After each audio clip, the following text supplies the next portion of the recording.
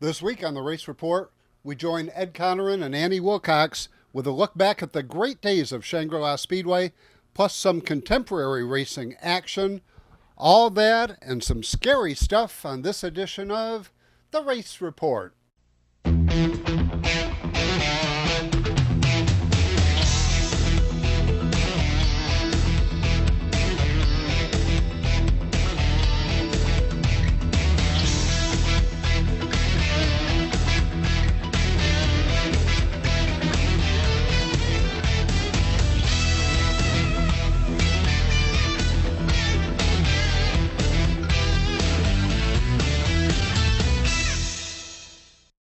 Hi everyone and welcome to another edition of the Race Report. I'm Ron Hills. One of the greatest tracks in the history of weekly racing action once hosted drivers like Bill Strozel, Jim Zacharias, George Kent, and Richie Evans. Today that track is a local eyesore, but the glory lives on in the memories of those who were a part of the golden years of the track they called Shangri-La. Ed Coneran and Annie Wilcox were part of that era. Thanks for taking the time to sit down and help chronicle some of the history of the sport that we all love so much. Hey, my pleasure. When I found out you were buying dinner for everybody and drinks, well, I could not show up, you know. Okay, let's start at the beginning. When did you and race cars first become acquainted? Oh, boy. Well, back early 60s. Like a lot of young guys back then, didn't have a lot of nickels to rub together, so I wound up with the regular job and a part-time job working at a gas station. And it was such that the guy only wanted you to work so many hours a week. In the wintertime, I traded with everybody and worked their hours. And one day he said, hey, you know, this has got to stop. I goes, you said the insurance policy was for a year. And he says, yeah. I goes, well, I don't plan on working any Saturdays during the summer. And he goes, why is that? I goes, I like to go to races. I started going to races and I really like it.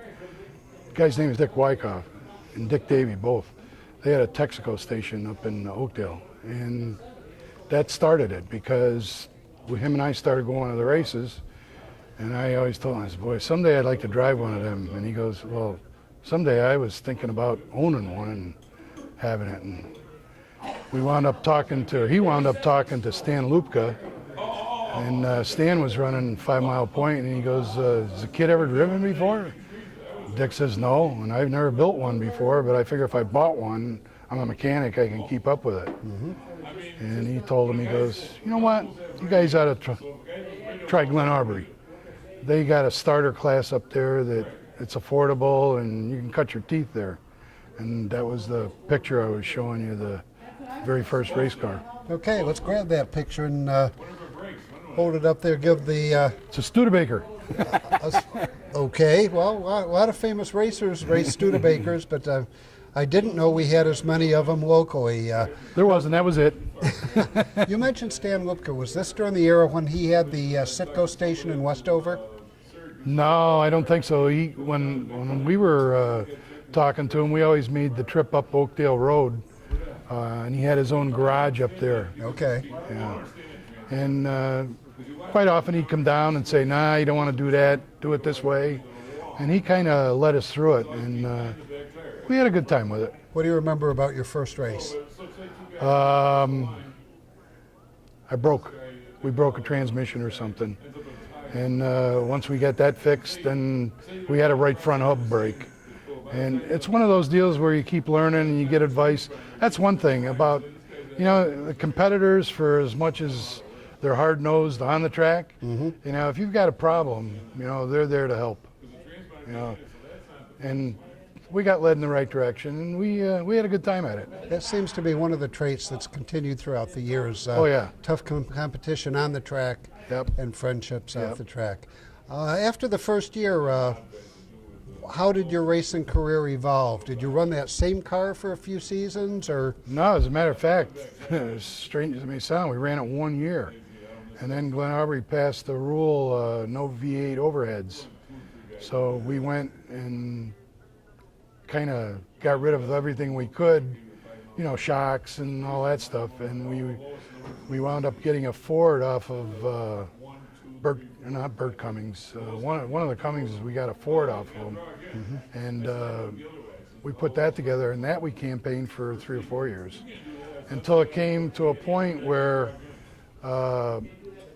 we were running on dirt on Saturday night, and Fran Gitchell put together that Sunday double feature, or not double feature, but double class. Guys from 5 Mile would come, and guys from Glen Arbor would come. And the same guy, Dick, that owned the car, he goes, "You got to make a decision. This is killing me." Because we'd stay up Saturday night, switch it over to asphalt, and he says, "Dirt or asphalt, one or the other." What were a few of the Asphalt. things you had to change in the car? So we changed some springs. We did the caster and camber a lot different. As far as the actual car itself, not a heck of a lot, but it was enough to offset a rear, stuff like that. Looking for an edge. You got to remember, back then the rules were almost whatever you got away with, because everybody was experimenting, Well, Annie, first, thanks for sitting down and talking about some of the days down at Shangri-La Speedway. Shangri-La, when you first started down there, the promoter was Dale Campfield. Tell us a little bit about the people that you worked with on the med crew and the overall feel of the med crew. Dale was very into training. He considered you the absolute most important people in the infield. Well, yes, he did. And Dale had his own ambulance service, the Shangri-La ambulance service, which we used an ambulance on site there. But he also did transports from hospitals or nursing homes to elsewhere with his service. And he made sure we were fully trained and everything, and not only the medical crew, because we were just a part of it. If there was an incident on track or even in the grandstands, yes, the medical were pretty much the first ones there. And we worked as a team. There was no I. Everybody knew what to do. But we also had the fire crew that we couldn't do without, your track officials, and down to the cleanup crew and the tow truck drivers. If we had a bad incident with a couple cars, the tow truck drivers sometimes had to be there to hook a car up, to stabilize it for us. So I mean, we all work together as a crew. Okay, let's, now you were already a trained healthcare professional when you joined the medical staff. Let's talk about some of the other individuals. First, on the medical crew, I seem to recall Jim Taylor, Bill Siebert, Rich Garris, and I'm probably missing a few, but give us an overview of some of the different people that you worked with. Well, I started out down there basically as a spectator, but being a nurse was talking to the medical crew and just said, hey, if you need a hand sometimes, I'm willing to help. So pretty much every week after that, I helped out. And there were EMTs, paramedics. We had one paramedic that I can think of off the top of my head, Lisa Siebert Bekowski. She was a paramedic. Others were EMTs. But when I started, I was just a nurse with not the emergency medical training. And I do not believe things have changed, but Shangri-La Ambulance Service sponsored me to go through my EMT training. And I was told at the time that I was the first and probably the only one that Shangri-La Ambulance Service sponsored to go through EMT. More of our conversation with Ed Coneran and Annie Wilcox next week on the Race Report. But when we return, some racing action from a more current era. You're watching the Race Report on Fox 40.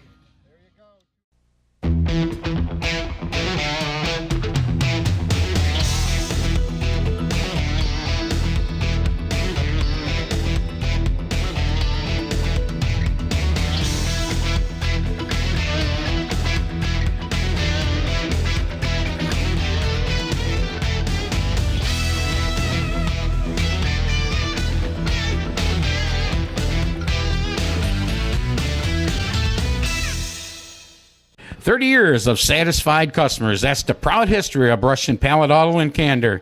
We have a large selection of cars, trucks, and SUVs. Here is this week's Car of the Week. We'll give you a $1,000 minimum trade-in, and we have financing options to fit your needs, including a first-time buyers program. Think you can't afford it? We think you can. Check us out at brush-pallet.com or visit us in person at 598 Owego Road in Candor, New York. Unicorn Electronics in the Valley Plaza, Johnson City has the best pricing and selection of audio, video, and computer cables in the area. Don't spend a fortune on that HDMI cable for your new HD TV or Blu-ray player. Unicorn Electronics has quality cables in the lengths you need at a price you can afford. Expanding your network, Unicorn has the patch cables and accessories to make it happen. When you need to connect, think Unicorn Electronics in the Valley Plaza, Johnson City. 98.1 The Hawk, number 1 for 20 in a row. This is Jason Aldean. Hot new country. This is Luke Brown. And kiss tomorrow goodbye. This is Charles, Dave, and Hillary. and we are Lady Annabella. And I don't know why you don't take me downtown anymore. Binghamton's Hot New Country. This is Carrie Underwood. Every tear sucked whiskey memory blown away. Binghamton's Hot New Country. 98.1 The Hawk. Welcome back to the Race Report. The fastest growing division among area speedways is the 602 Sportsman Division, so called because they are powered by Chevrolet Model 602 V8 engines. The Crate Sportsman provides some of the best racing action around. As they look at the complete lap number 1 here. Hang on, we got Mike Nagel setting there. Nice job by Krebs to get by. Caution is out. On the turn they come. Green is out. Kaylee DeMoyer. James McIntyre. Shane Spoonhour trying to go 3 wide up on the outside. Matt Brewer threading the needle down on the inside. Mike Nagel trying to squeeze through a hole there in the back of the pack.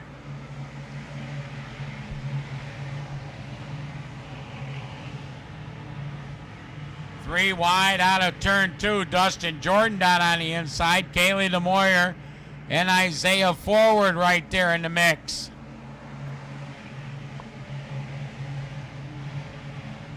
Wow. Kaylee DeMoyer turning right down into the Isaiah Forward. Matt Brewer going around with a 39 big. Out of the turn they come.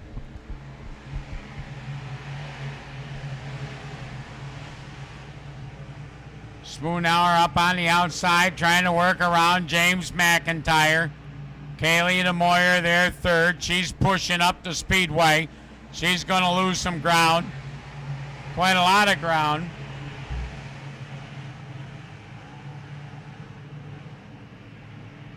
Going to lose more ground now.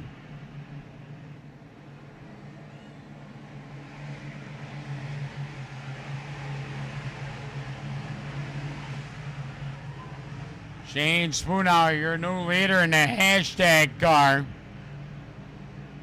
McIntyre second. Dustin Jordan, Brian Mady. And it's Lanson Albanese and Isaiah Forward. Kenny Hammond, Pat Jordan. Kinzer Hill and Brenton Miller. Car coming back out. Bob Stahl really slow. Finally gets it back up to speed.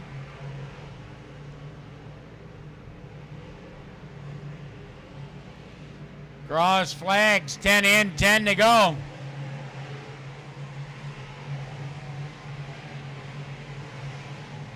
Brian Mady looking for a way by Dustin Jordan now. As they try to converge on James McIntyre. Lanson Albanese going to the top side.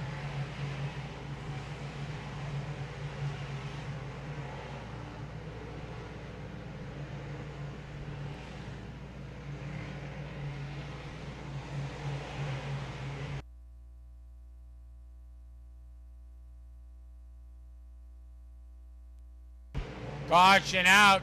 Tyler Keener around. Here they come. Dustin Jordan trying to work around McIntyre.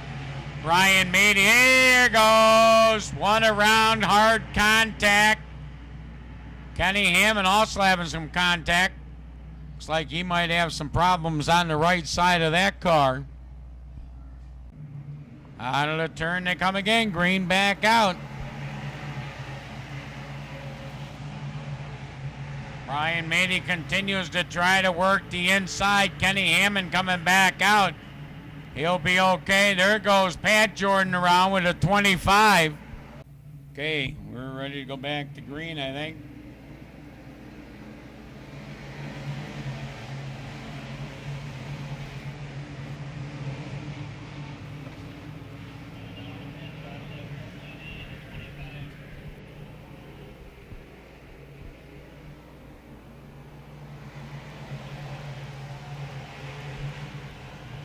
Shane Spoonhour, your leader. Brian Meade finally getting down to the inside of Dustin Jordan. He's been working on that for several laps.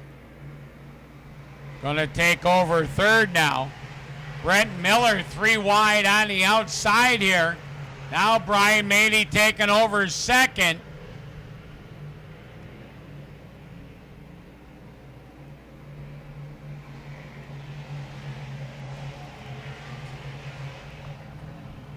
Brent Miller in trouble now with a 28. He's going pit side.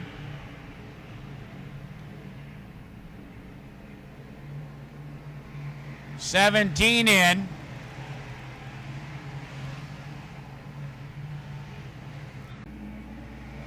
Shane Spoonhour trying to protect the bottom now. Brian Meade loves to run that inside lane.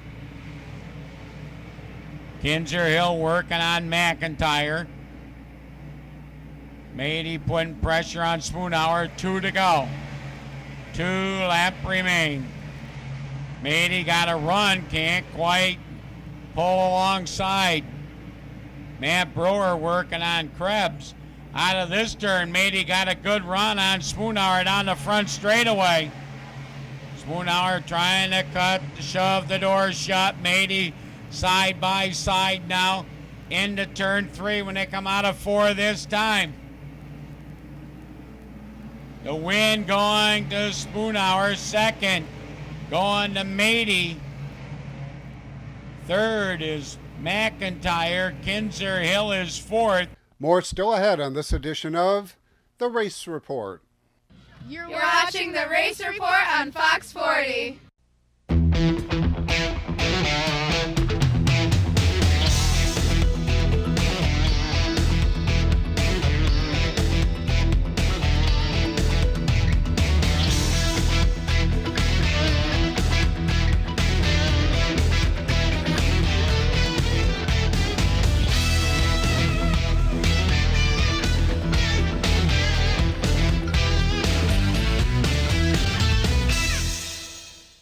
For 3 generations, we've been building world-class American performance. Like the new Edelbrock Power Package Top End Kit, based on Edelbrock's powerful RPM crate engines. Each kit includes aluminum heads and intake, cam and lifters, gaskets, and hardware to build your own 400-plus horsepower Chevy small block. For 3 generations, it's pure American performance from the leader. Call now for your free Edelbrock catalog.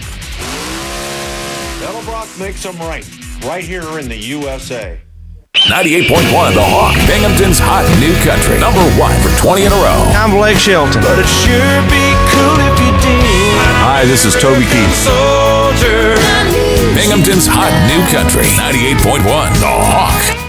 30 years of satisfied customers. That's the proud history of Brush and Pallet Auto in Candor.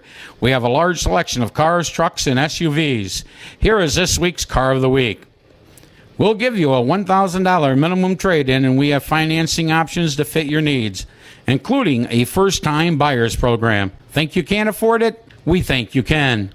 Check us out at brush-pallet.com or visit us in person at 598 Owego Road in Candor, New York. 20 laps for the Crate 602 Sportsman. Out of turn 4, green is out. Here we go. Pat Parker got out to an early lead, but boy, the car went backwards in a hurry. Pat Jordan was way down deep. Way up on the outside, Shane Spoonhour in the hashtag. Look at Kinzer Hill as the 337 washed out. Whew. Everybody kept it rolling there as it was quite a brouhaha through the turn. Look at the hashtag way up on the outside. Squeezed Pat Jordan, had to back out or he didn't like the looks of that. We got a lot of cars battling. Like, hey, we got one going around.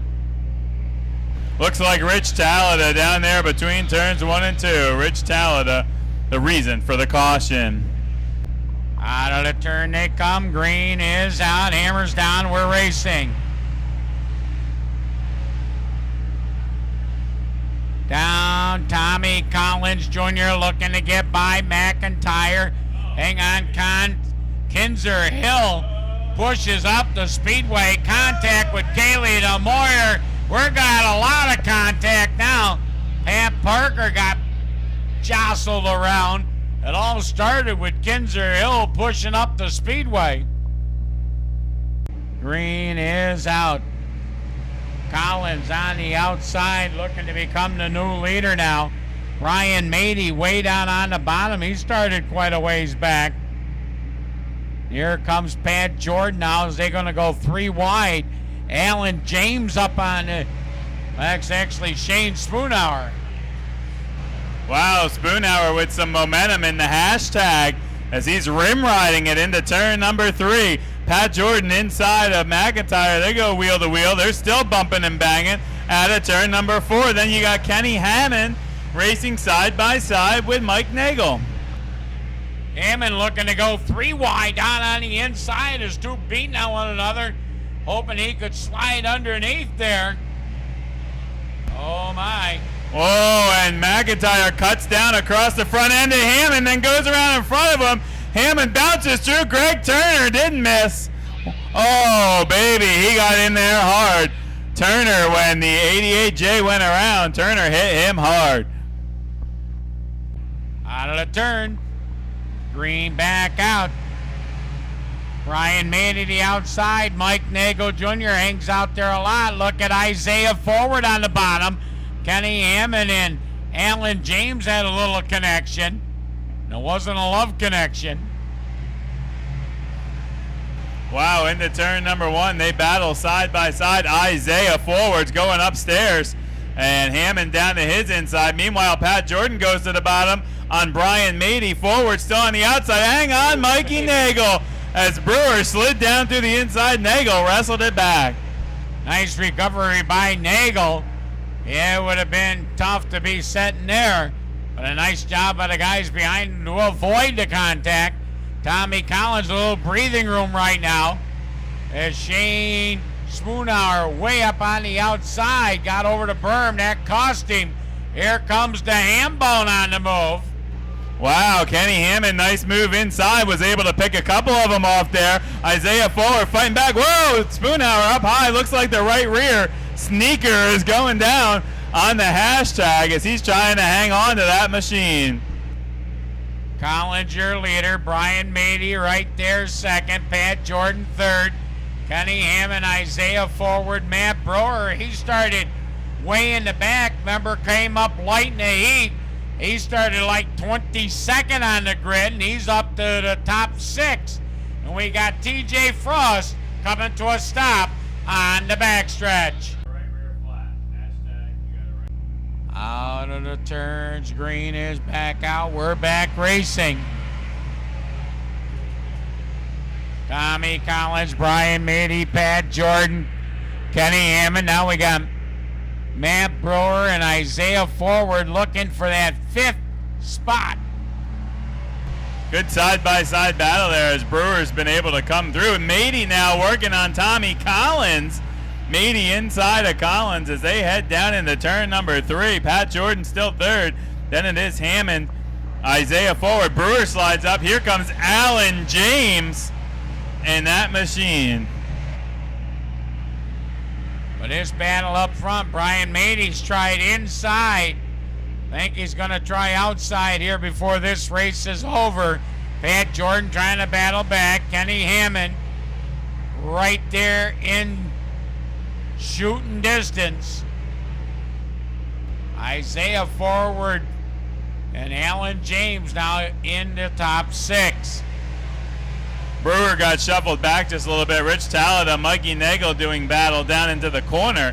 Brewer slides up. Here comes Talada. Same deal with forward as he left the bottom door open for Alan James, who now gets to the inside and completes the pass.